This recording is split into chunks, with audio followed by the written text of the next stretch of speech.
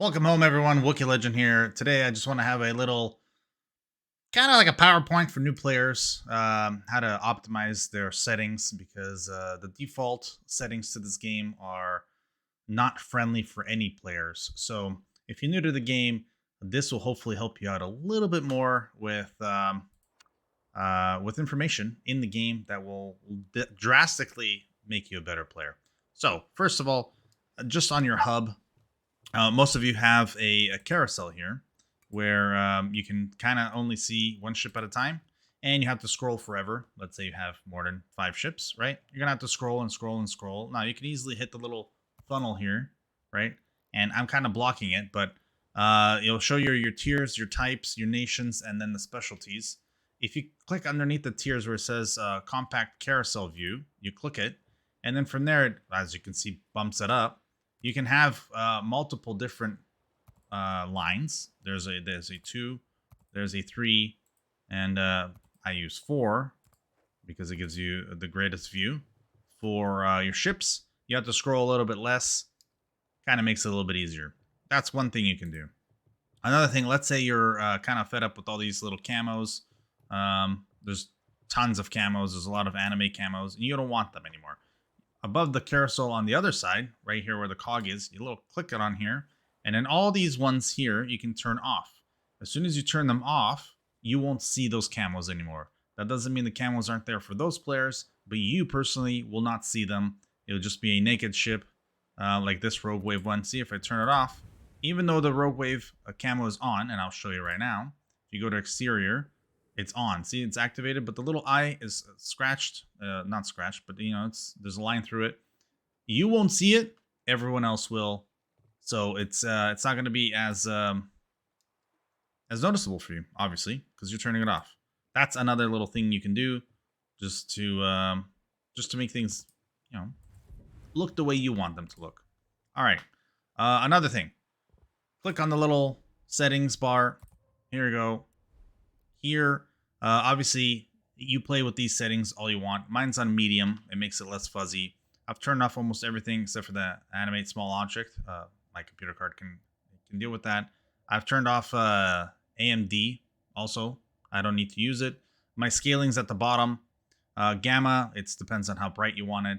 The fog transparency, I mean, you can make it as transparent as you want. You can make it less transparent. Mine's at nothing. I never really played with it, but you have that option. For graphics, obviously, just whatever your card can handle. Blind filter, if you're colorblind, there's multiple filters. From there, audio. I don't know what's going on with my mouse, but okay, audio. I have the volume kind of halfway, and these are all, you just play it by ear. Sometimes the game's really loud, right? I have it on ultra, which gives you the most sound, which sounds amazing. They've done a lot of really good work with it. The voice is English for me. Okay, so for you guys that always watch other channels and you see that there are different voices for their commanders, the custom voices with the commanders is National Voice VoiceOver Plus. So if you want to hear like the anime girls, if you want to hear all the other captains that are special, you go to this one. Unless you want something very specific for all your ships. So if you go to just Dasha, it'll be Dasha for all your ships. For me, I go national. So if they're speaking German, it's German. If they're speaking Russian, it's Russian. And then all the other ships, if they're using their F keys and they're saying focus fire here, it'll come out as Russian if it's a Russian ship asking for it, and so on and so forth. So I have that mine on national. Here we go again with the mouse. Music mode mixed. I don't even listen to music anymore in this game. And then your choice of source. I have horns enabled so I can hear other people's horns. Quick message voiceover that I don't use, but it's in the game. It's actually not bad. Voice assist also I don't use, but it's in the game. You can enable chat, which is quite nice. Their whole system's very good. I mean, if you're not playing with anyone over Discord, but you have friends and none of you have a Discord or any other kind of TeamSpeak or whatnot, which who uses TeamSpeak at this point, you can actually use the in-game voice. It's not bad. Loudness compensation, I have that on, and wide dynamic range, I have that on too. Yeah, that's it for that. Controls, here we go. So from here, most of these things will be on. If they're not, I have them on. track and lock targets. You kind of want that because it's an assist. There's no reason not to have that on. Automatic switch camera between guns. You could have that, but there's times where you don't want it on. I'd have it on anyway because for a new player, right, you're not sure. C is to switch through the view of the guns. My field of view, to kind of have it how it was before, if you guys were here a couple months ago, this is the setting I have. It seems like it's the closest to the original. For the axis and wheel sensitivity, that's your own personal preference. For the terrain indicator, keep it on because you kind of want to know if you're getting close to it. And they've made it now within 2 kilometers of an island, it starts indicating, which is good. Collision, though, by default is on. You want this off. What it does is if you have it on and you get close to an island, the computer will take over and remove you away from the island on its own. So let's say you're hiding there, not knowing, and you're shooting. The ship will start moving away from the island, and then you'll be exposed, and then you'll die. By default, it's on. Just don't ask questions at this point. The interface, you want this on full, which gives you the most information. By default, it's not on full. So turn it on full, get the most info in the game so you know everything that you can possibly get. Display the flood timer for fire. I would have this on too, so you kind of have an idea of how long it's going to take for the fire to go out or the flood. Maybe sometimes you don't want to heal yet because it's about to go. So it's like, what's the point of wasting your heal or repair? For your lineups, if you want lineups, so you can actually see how many ships are left or which one's dead, I would highly recommend turning all these on. Language bar is the only one that I don't have on. You can if you want to. Language bar, this is for text, not for an actual someone talking. Battle chat, I highly recommend keeping it on. I know the game has a lot of toxic players. What you do with them is you just report them, and then they get either chat ban or permaban from the game.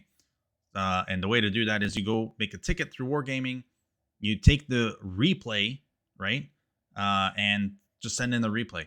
And then the Wargaming watches every replay, and they act accordingly.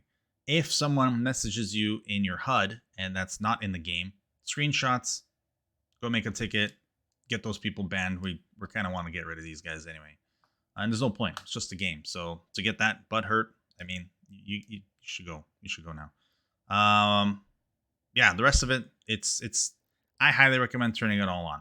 Now, by default, here's another thing with the keys. There's only 2 keys that I've changed. If you scroll down to, where is it? Here it is. Disable the AA and secondary guns. Normally this is P, I believe, or O, one or the other. I've made mine Q and E. Now, Q and E are normally, you can lock your rudder. For E is for right, Q is for left. But because you don't really ever need to lock your rudder, because sometimes you forget that it's locked and you're just doing donuts, I've removed E and Q for that, and I've made them into priority and sector. So both my sector is Q, which is easy because then you don't have to look down at your keyboard and move your hand across the keyboard. Nobody really can reach from WASD O and P with their thumb. It really doesn't work that way. So to make it easier on yourself and you don't have to look down ever, make Q and E sector fire and AA on or off to toggle. This will save you a lot of time, and then you don't have to take your eyes off the monitor. Okay? Another thing. Let's see. If you're ever strapped for credits, let's say you're buying yourself a ship, and let's go to one that's a little bit lower tier, so I can actually show you guys exactly what I'm talking about. We shall go with this Mahan, let's say. And you have multiple options, right?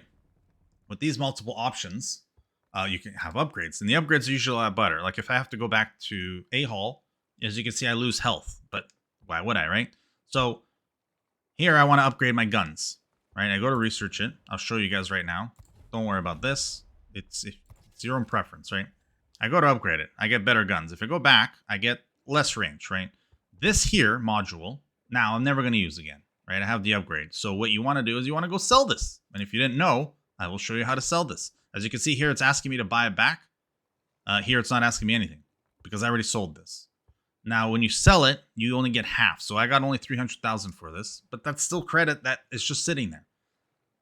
As a new player, you're not going to know about this because it doesn't say it anywhere. But This we're about to sell. So it's the Mark 7 Mod 1 for the Mahan. You go up to your name. Okay. You go to inventory. Okay. You're going to go to this page here as it loads. Sometimes it takes a while. I don't know. You go to modules, but make sure you're in modules so you don't sell something silly. Go to destroyers. Go to US. Okay. It'll kind of tell you which nations have something for sale. There's the Mahan, right? I'm going to get 160K for this. This is half of what it's actually worth. I'm going to sell it because I don't need this anymore. We have the upgrade. Okay. Exit here. And now look, it's asking me to buy it again. So we made profit off of something that was just sitting there. Go to every ship. Do the same. Keep the things you want to keep. Don't keep the things you don't want to keep. You can sell other stuff too. There's upgrades that you can sell as well. Like these things, you can sell them if you don't need them. It's all your own preference, but an easy way to make credits is right there. What else can we do? Oh, yes. Okay, so let me also show you in-game. If my mouse is going to ever allow me. Something's definitely up with the program, the game lately. There's a lot of bugs. Hopefully they fix them soon. All right, I'm just going to go into co-op so I can show you guys this. We click battle, right? We get into a game. And I have a lot of information on my mini map. Now, the thing with the mini map is, by default, it's very small. Okay? And because the mini map is very small, most players don't even bother to use it. Now, the mini map is literally like the 13th member of your 12-member team. It will give you all the information for the entire match. So what you want to do is you want to constantly look at it and see what's happening around you or on the other side of the map. So then you can, act accordingly. Like, how do you know when to go cap? How do you know when the flank has fallen apart? How do you know when to push a cap? Right? How do you know which caps are being capped? Now, the default map, I believe, is this big. As you guys can see, it's very small. But there's a lot of information because I've turned on that information. What's going to happen here is I'm going to hit plus and minus. See, and you can make the map bigger or smaller. This is the biggest map. I go one down from this because it's easier to see. Now, you can't really get to that little cog above the map. You guys see that little cog above the map? Because you're moving your mouse. If you hold down control, now you get an extra mouse. See? This extra mouse, you click on this cog. And I highly recommend, as a new player, turning all these on. Because this is that information that you're going to need that you're not going to remember because you're playing multiple ships. Until you remember it one day. I keep it on anyway. These things are the circles around you on the minimap. And you're going to understand by colors what is what.